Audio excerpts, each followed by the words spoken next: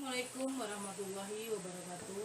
Saya Meli Supiati mencoba mereview jurnal yang berjudul Analisis dan Rancangan Pengembangan Sumber Daya Manusia pada studi kasus PT XX Semarang. Sistem pengelolaan sumber daya manusia di PT XX Semarang masih menggunakan sistem informasi manual. Sistem informasi manual ini menimbulkan masalah dan kendala.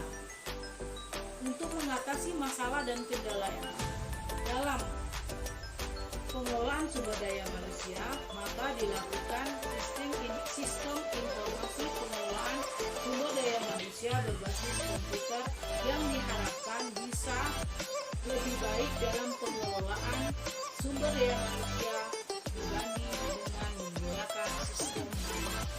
Pada penelitian ini difokuskan pada 3 kegiatan manajemen sumber daya manusia. Pertama, external recruitment, kedua selection, ketiga pengembangan karyawan. Sistem pengelolaan informasi sumber daya manusia berbasis komputer. Sistem pengelolaan ini diharapkan dapat mengelola sumber daya manusia lebih baik dari sistem pengelolaan manual. Untuk menganalisis sistem pengelolaan data ini menggunakan data flow diagram atau DFD, yaitu memudahkan menguraikan permasalahan. Metode pengembangan analisis pengelolaan data ini menggunakan model prototype, yaitu proses pembuatan model perangkat lunak tanpa penguraian data, keluaran data, dan proses data. Proses sistem komputerisasi ini diharapkan dapat menjawab cara-cara terbaik dalam pengelolaan sistem sumber daya manusia yang ada di PT X Semarang dan memudahkan bermanfaat bagi kinerja manajer SDM. Demikianlah uraian yang bisa saya sampaikan dari jurnal ini. Wassalamualaikum warahmatullahi wabarakatuh. Assalamualaikum warahmatullahi wabarakatuh. Nama saya Nurinsa. Saya akan mereview jurnal yang berjudul Analisis Kebutuhan Sumber Daya Promosi Kesehatan di Rumah Sakit Solo. Nah, tujuan penelitian di sini adalah untuk menggali informasi ketersediaan sumber daya promosi, baik itu tenaga maupun dana.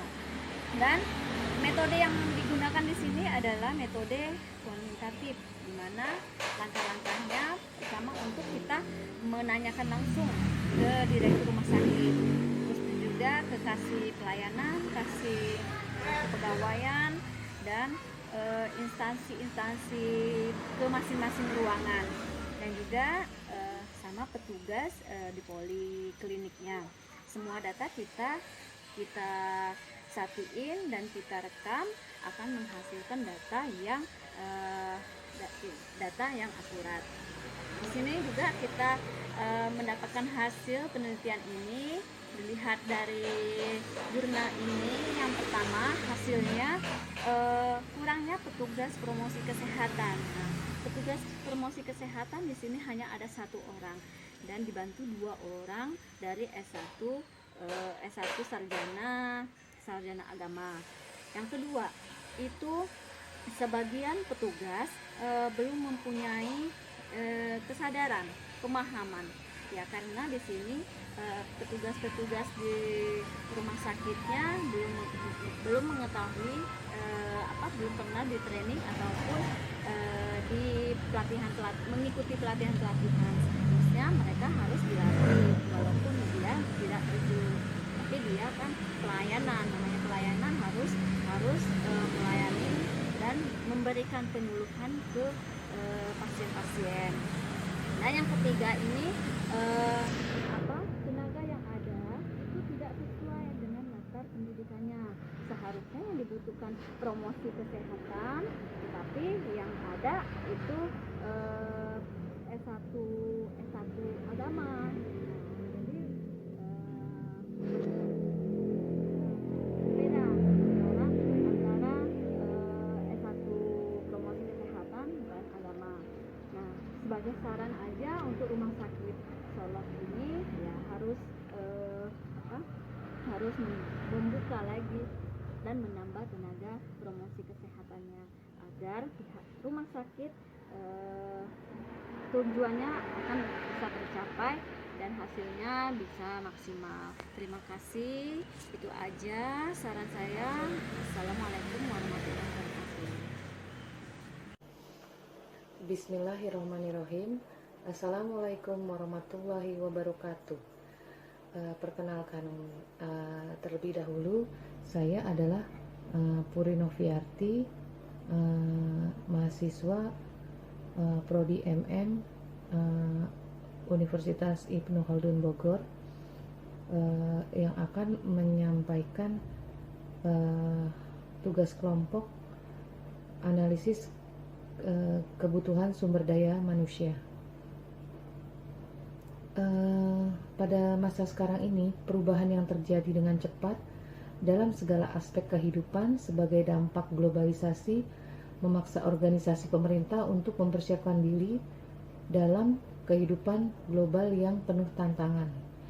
Semakin banyak tantangan, baik secara nasional maupun internasional, mendorong pemerintah kota dengan kewenangan otonominya dituntut untuk lebih profesional dan tanggap dalam menghadapi setiap tantangan perubahan.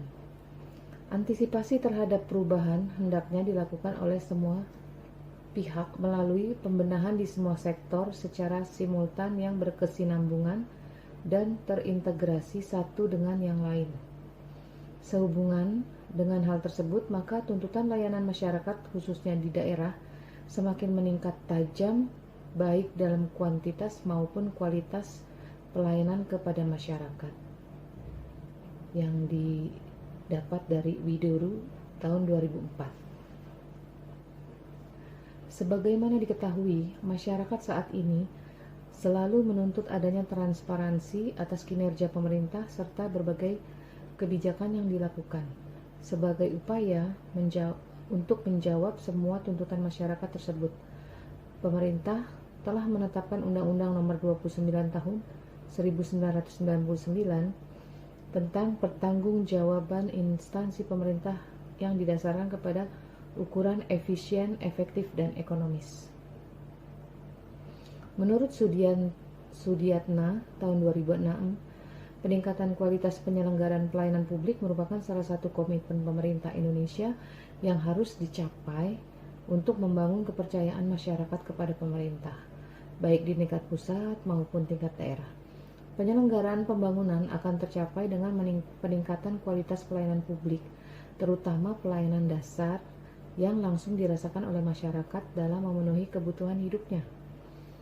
Berdasarkan Undang-Undang Nomor 8 Tahun 1974 sebagaimana diubah dan disempurnakan dengan Undang-Undang Nomor 43 Tahun 1999 tentang pokok-pokok kepegawaian PNS menganut sistem merit dan karir yang mengacu pada prinsip kepegawaian modern, namun dalam pelaksanaan banyak kelemahan-kelemahan.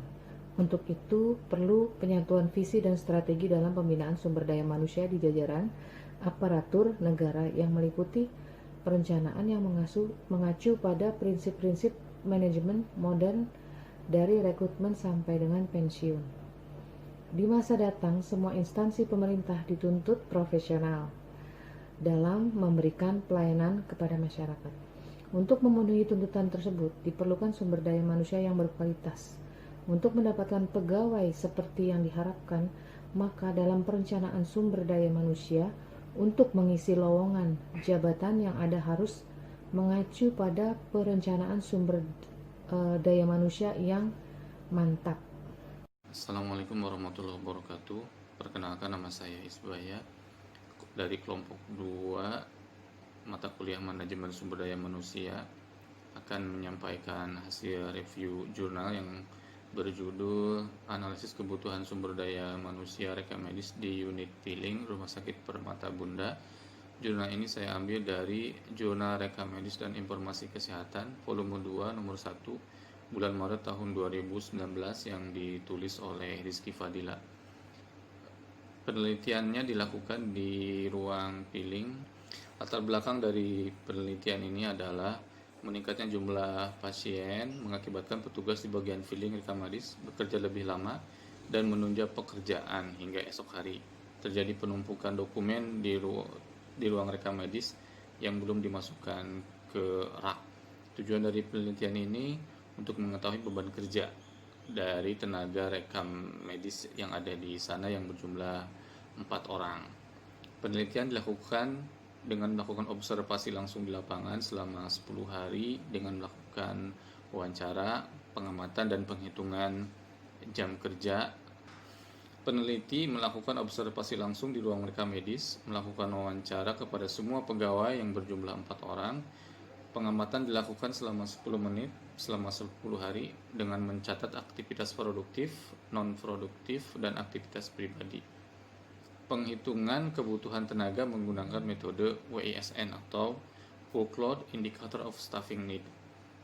Hasil perhitungan menunjukkan bahwa penggunaan waktu secara produktif sebesar 82,13%, waktu yang digunakan secara tidak produktif sebesar 5,31%, dan waktu pribadi 12,7%. Dapat disimpulkan bahwa pegawai sudah menggunakan waktu kerjanya secara produktif.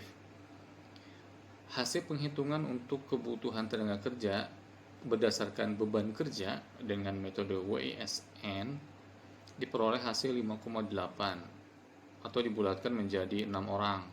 Jumlah tenaga kerja yang ada 4 orang dengan shift 2 kerja dengan shift 2 waktu kerja. Jadi kekurangan 2 orang. Beban kerja terasa lebih berat terutama pada saat peak hour, juga dikarenakan jumlah pasien yang semakin banyak karena program BPJS. Beban kerja yang berat ini mengakibatkan memperlambat waktu pelayanan sehingga menurunkan kualitas pelayanan secara umum. Kesimpulannya dari penelitian ini adalah bahwa dibutuhkan tambahan tenaga kerja sebanyak 2 orang berdasarkan hasil penghitungan menggunakan metode WISN. Demikian review jurnal yang dapat saya sampaikan. Assalamualaikum warahmatullahi wabarakatuh. Ya. Assalamualaikum warahmatullahi wabarakatuh. Waalaikumsalam warahmatullahi wabarakatuh. Di sini saya akan mewawancarai dengan beliau Bapak Kanwa, dan tidak asing lagi bagi saya bahwa beliau adalah mantan manajer operasional ya Pak ya. Dan beliau sekarang di bagian umum. Ya. Inilah mungkin wawancara langsung kepada beliau, langsung ke Pak Kanwa.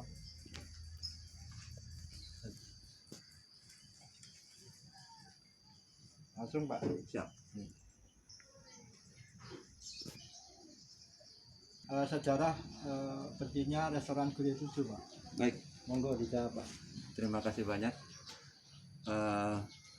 Restoran Guri 7 mulai mengibarkan benderanya di awal tahun 2002, tepatnya 1 Desember. Berbagai upaya dilaksanakan